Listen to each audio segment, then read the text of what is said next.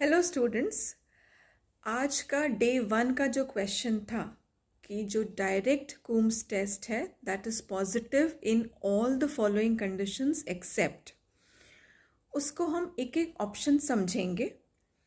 जो direct Coombs test होता है वो आरबीसी के ऊपर जो बाउंड एंटीबॉडीज़ हैं उनको डिटेक्ट करने के लिए होता है,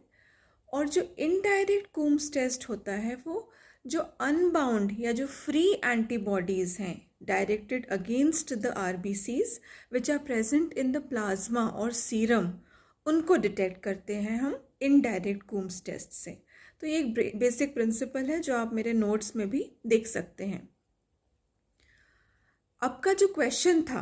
कि जो डायरेक्ट कूम्स टेस्ट है that will be positive in these conditions except, 4 conditions गांठ बांध करके याद रख लीजिए in which the direct Coombs test will be positive. First is auto immune haemolytic anaemia, second is drug induced haemolytic anaemia, third is your hemolytic transfusion reactions, and fourth and most important is hemolytic disease of the fetus or newborn।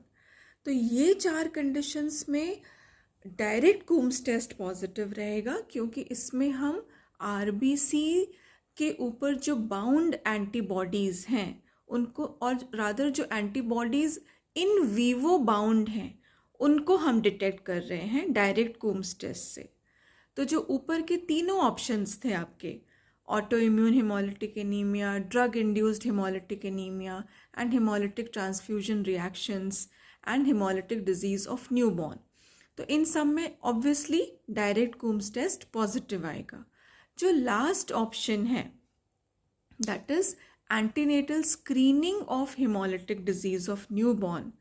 इसको हम indirect Coombs test से detect करते हैं क्योंकि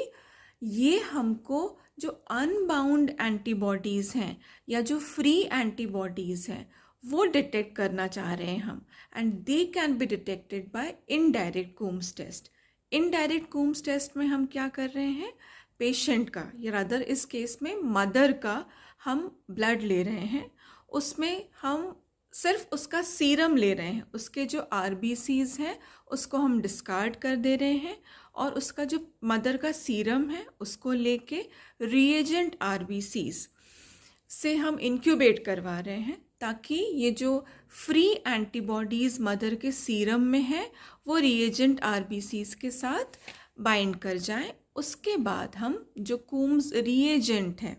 जिसको हम पॉलीस्पेसिफिक Coombs reagent कहते हैं, जिसमें एंटी आईजीजी एंटीबॉडीज़ या एंटी C3 एंटीबॉडीज़ प्रेजेंट रहते हैं, उसके साथ रिएक्ट करवाते हैं। अगर एग्लूटिनेशन आया तो ये रिज़ल्ट पॉजिटिव है, तो हम कहेंगे कि इनडायरेक्ट कूम्स टेस्ट पॉजिटिव है।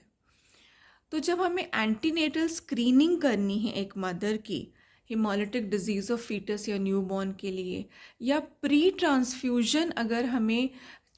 टेस्ट करना है कि पेशेंट के सीरम में एंटीबॉडीज़ तो नहीं है अनबाउंड या फ्री एंटीबॉडीज़, तो जो हम टेस्ट करेंगे that will be the indirect Coombs test. इसलिए जो करेक्ट एक्सप्लेनेशन है इस क्वेश्चन का वो है indirect Coombs test is done for detection of antenatal और antenatal screening of haemolytic disease of foetus and newborn. Thank you so much.